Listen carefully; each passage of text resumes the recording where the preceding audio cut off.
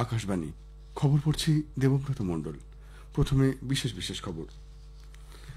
Operation সিঁদুরের প্রেক্ষিতে কেন্দ্রীয় সরকার আজ নতুন দিল্লিতে সর্বদলীয় বৈঠকে ডাক দিয়েছে। ইসলামাবাদ উত্তেজনার পরিস্থিতি তৈরি করলে ভারত তার উপযুক্ত জবাব দিতে প্রস্তুত বলে জানিয়েছে। প্রতিরক্ষামন্ত্রী রাজনাথ সিং বলেছেন, অপারেশন সিঁদুরের মাধ্যমে ভারতীয় সশস্ত্র সেনা দেশের মাথা উঁচু করেছে। কেন্দ্রীয় স্বরাষ্ট্রমন্ত্রী অমিত শাহ সামাজিক মাধ্যম এবং অন্যান্য প্ল্যাটফর্মে জাতি বিরোধী প্রচারের ওপর কড়া নজর রাখতে বলেছেন।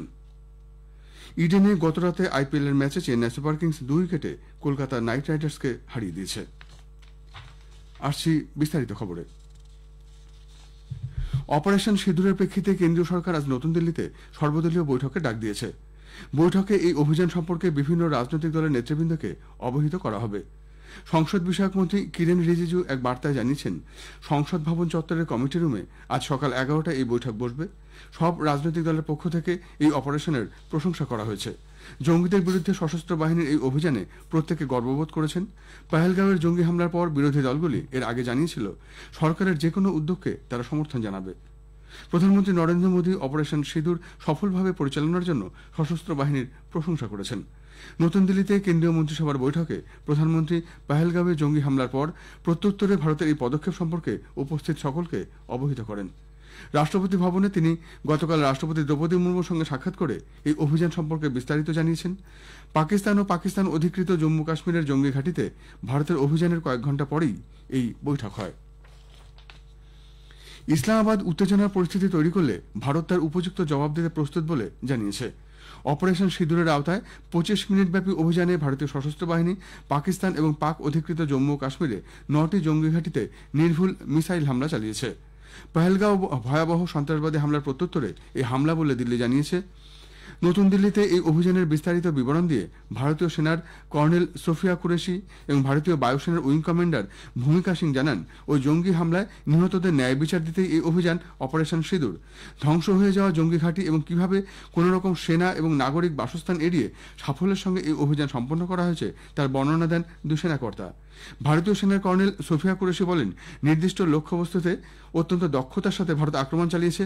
পহেলগাঁও জঙ্গি হামলায় যেসব নিরাপরাধ মানুষ প্রাণ হারিয়েছেন তাদের ন্যায় বিচার দিতেই এই হামলা। ऑपरेशन सिंदूर 22 अप्रैल को पहलगाम में हुए विभत्स आतंकवादी हमले के शिकार मासूम नागरिकों व उनके परिवारों को न्याय देने के लिए लॉन्च किया गया था। पाकिस्तान में पिछले 3 दशकों से टेरर इंफ्रास्ट्रक्चर का निर्माण हो रहा है। इसमें recruitment, indoctrination centres, training areas व लॉन्च पैड शामिल थे, जो पाकिस्तान और पाक अधिकृत जम्मू कश्मीर POJK दोनों में फैले हैं। প্রতিরক্ষামন্ত্রী রাজনাথ সিং বলেছেন, অপারেশন সিঁদুরের মাধ্যমে ভারতীয় সশস্ত্র সেনা দেশের মাথা উঁচু করেছে। এর সঙ্গে রচিত হয়েছে এক ইতিহাস।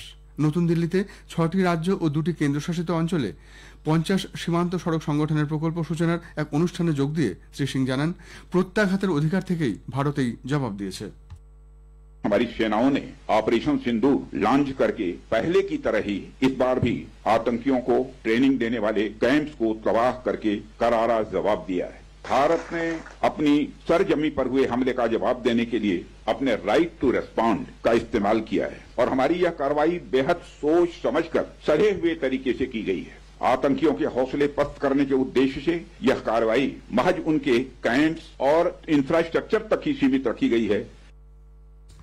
শ্রী সিং প্রধানমন্ত্রী নরেন্দ্র মোদীকেও এই কৃতিত্বের অন্যতম ভাগিদার বলে উল্লেখ করেন। আমাদের সংবাদদাতা জানাচ্ছেন, এই অনুষ্ঠানে জম্মু কাশ্মীর, লাদাখ, সিকিম, মিজোরাম, অরুণাচল প্রদেশ, পশ্চিমবঙ্গ এবং রাজস্থানে 1879 কোটি টাকা মূল্যের 50টি পরিকাঠামো প্রকল্পের উদ্বোধন হয়। এর মধ্যে রয়েছে 17টি রাস্তা, 30টি সেতু এবং আরও 3টি অন্য ধরনের কাজ। জম্মু কাশ্মীরের নিয়ন্ত্রণ রেখা এবং আন্তর্জাতিক সীমানা বরাবর এলাকায় সাধারণ মানুষকে নিরাপদ স্থানে সরিয়ে নিয়ে যাওয়া হয়েছে। জম্মু সংবাদদাতা জানাচ্ছেন, জম্মু এলাকার পুঞ্চ এবং রাজৌরি অগ্রবর্তী গ্রামগুলিতে পাক সেনার গুলিবর্ষণে এ পর্যন্ত 4টি শিশু এবং 2 মহিলা সহ 12 জনের মৃত্যু হয়েছে, আহত 50-এরও বেশি। পাকিস্তান এবং পাক অধিকৃত কাশ্মীরে 9টি স্থানে ভারতীয় সেনার আক্রমণের পরেই পাক বাহিনী নিয়ন্ত্রণ রেখা বরাবর এলাকার গ্রামগুলিতে টানা গুলিবর্ষণ চালাতে থাকে। তবে আরএসপুরা সেক্টরে এখনো পর্যন্ত কোনো গুলিবর্ষণের খবর না পাওয়া গেলেও সেখানকার বাসিন্দাদের স্থানীয় ITI কলেজে সরিয়ে নিয়ে যাওয়া হয়েছে।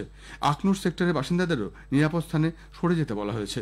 প্রদেশ কংগ্রেস সভাপতি তারিক হামিদ কারা এবং প্রাক্তন বিজেপি সভাপতি রবীন্দ্র রায়না পাক সেনার এই গুলিবর্ষণের তীব্র নিন্দা করেছেন।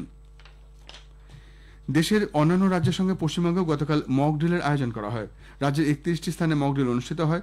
শত্রুর আক্রমণে দ্রুত কিভাবে নিজেকে সুরক্ষিত রাখা যাবে এবং যুদ্ধকালীন পরিস্থিতিতে সাইরেন বাজলে কি করতে হবে তা স্কুলের ছাত্রছাত্রীদের দেখানো হয়। এদিকে সারা রাজ্য জুড়ে অপারেশন সিঁদুরের সাফল্যে মানুষ উচ্ছ্বাস প্রকাশ করেন। জাতীয় পতাকা হাতে বিভিন্ন জায়গায় শোভাযাত্রা বেরোয়, চলে মিষ্টি বিতরণ। খবর শুনছেন আকাশবাণী থেকে। আমাদের সংবাদ শোনা যাবে ইউটিউব চ্যানেল আকাশবাণী সংবাদ বাংলা, ফেসবুক ও ইনস্টাগ্রাম আকাশবাণী সংবাদ কলকাতা এবং এক্স হ্যান্ডেল এআই নিউজ কলকাতাতে। কেন্দ্রীয় স্বরাষ্ট্রমন্ত্রী অমিত শাহ পাকিস্তান এবং নেপাল সংলগ্ন সীমান্তবর্তী রাজ্যগুলির উপরাজ্যপাল এবং মুখ্যমন্ত্রীদের সামাজিক মাধ্যম এবং অন্যান্য প্ল্যাটফর্মে জাতি বিরোধী প্রচারের উপর কড়া নজর রাখতে বলেছেন। নতুন দিল্লিতে একটি নিরাপত্তা পর্যালোচনা বৈঠকে সভাপতিত্ব করার সময় শ্রী শাহ তাদের রাজ্য সরকার এবং কেন্দ্রীয় সংস্থাগুলির সঙ্গে সমন্বয় করে দ্রুত ব্যবস্থা নেওয়ার জন্য বলেছেন। স্বরাষ্ট্রমন্ত্রী বলেছেন, নিরবচ্ছিন্ন যোগাযোগ বজায় রাখার জন্য যেমন সব ধরনের প্রচেষ্টা চালাতে হবে, তেমনি দুর্বল পয়েন্টগুলিতে জোরদার করতে হবে নিরাপত্তা। তিনি সমস্ত রাজ্যকে মক ড্রিলের জন্য জারি করা নির্দেশিকা অনুযায়ী প্রস্তুতি নিতে আহ্বান জানান। শ্রী শাহ জোর দিয়ে বলেছেন, হাসপাতাল, দমকল বাহিনীর মতো জরুরি পরিষেবাগুলির মসৃণ কাজকর্ম এবং অত্যাবশ্যক পণ্যের নিরবচ্ছিন্ন সরবরাহ নিশ্চিত করতে হবে। ভিডিও কনফারেন্সিংয়ের মাধ্যমে এই বৈঠকে উপস্থিত ছিলেন জম্মু কাশ্মীর এবং লাদাখের উপরাজ্যপাল, উত্তরপ্রদেশ, উত্তরাখণ্ড, পাঞ্জাব, রাজস্থান, গুজরাট এবং পশ্চিমবঙ্গের মুখ্যমন্ত্রী ও সিকিম সরকারের এক প্রতিনিধি। সিঁদুর অপারেশনের পরে লে বিমানবন্দর বন্ধ হয়ে যাওয়ায় যে সমস্ত সাধারণ পর্যটক লাদাখে আটকে পড়েছেন তাদের বিনামূল্যে থাকার ব্যবস্থা করা হচ্ছে। যে পর্যটকরা হোটেল বা গেস্ট হাউসগুলি থেকে চেক আউট করেছেন এবং লেতে আটকে পড়েছেন তারাও এই সুবিধা পাবেন। সিঁদুর অভিযানের পর লে সেক্টরে সমস্ত নির্ধারিত উড়ান বাতিল হওয়ায় লাদাখে আটকে পড়েছেন হাজার হাজার পর্যটক। All Ladakh hotel and guest house অ্যাসোসিয়েশনের ব্যানারে লাদাখের হোটেল শিল্পের সঙ্গে যুক্ত সবাই এই জরুরি পরিস্থিতিতে পর্যটকদের পাশে থাকার সিদ্ধান্ত ঘোষণা করেছে। বিদেশমন্ত্রী ডক্টর এস জয়শঙ্কর গতকাল স্পেন, জার্মানি, ফ্রান্স, কাতার এবং জাপানের বিদেশমন্ত্রীদের সঙ্গে কথা বলেছেন। অপারেশন সিঁদুরের মাধ্যমে সীমান্ত পেরিয়ে সন্ত্রাসের বিরুদ্ধে ভারতের কড়া জবাব বিষয়ে আলোচনা হয়েছে। জাতীয় নিরাপত্তা উপদেষ্টা অজিত দোভালও এই অপারেশনের পর বিভিন্ন দেশের নিরাপত্তা উপদেষ্টাদের সঙ্গে কথা বলেছেন। মুম্বাইয়ে আজ থেকে দুদিনব্যাপী ইন্ডিয়া পোর্টস কনফারেন্স 2025 শুরু হচ্ছে। এবারে সম্মেলনের মূল বিষয় হল unleashing next gen port and logistic infrastructure. সম্মেলনের 200-রও বেশি নীতি নির্ধারক, সরকারি কর্মকর্তা এবং গ্লোবাল মেরিটাইম নেতৃবৃন্দ উপস্থিত থাকবেন। অনুষ্ঠিত হবে প্যানেল আলোচনা। বন্দর আধুনিকীকরণ, মাল্টিমোডাল লজিস্টিক্স, স্থায়িত্ব এবং ডিজিটালাইজেশনের উপর জোর দিয়ে সম্মেলনটি বিকশিত ভারতের দৃষ্টিভঙ্গির সাথে সামঞ্জস্যপূর্ণ কৌশল গঠনে গুরুত্বপূর্ণ ভূমিকা পালন করবে। মার্কিন আইনসভার সদস্য ভারতীয় বংশোদ্ভূত রাজা কৃষ্ণমূর্তি ভারতের সাথে বর্তমান উত্তেজনা নিরিখে গণতন্ত্রকে আরও দুর্বল করার অজুহাত হিসাবে ব্যবহার না করার জন্য পাকিস্তানের প্রতি আহ্বান জানিয়েছেন। তিনি বলেন, গত মাসে পেহেলগাঁওয়ে ভয়াবহ সন্ত্রাসবাদী হামলার প্রেক্ষিতে সন্ত্রাসবাদের বিরুদ্ধে লড়াই এবং ভবিষ্যতের সহিংসতা রোধ করার প্রয়োজনীয়তা আরও জরুরি হয়ে উঠেছে। এদিকে দ্বিতীয় ভারতীয় বংশোদ্ভূত আইনসভার সদস্য শ্রী থানেদার বলেছেন, সন্ত্রাসবাদকে সহ্য করা যায় না এবং এটি উত্তরহীন হতে পারে না। থানেদার আরও বলেন, ভারতের তার জনগণকে রক্ষা করার অধিকার রয়েছে এবং তিনি এই চরমপন্থী নেটওয়ার্কগুলি ভেঙে দেওয়ার প্রচেষ্টায় তাদের মিত্রদের সাথে দৃঢ়ভাবে দাঁড়িয়ে আছেন। ইলিনয়ের কৃষ্ণমূর্তি এবং মিশিগান থেকে থানেদার ডেমোক্রেটিক পার্টির সদস্য।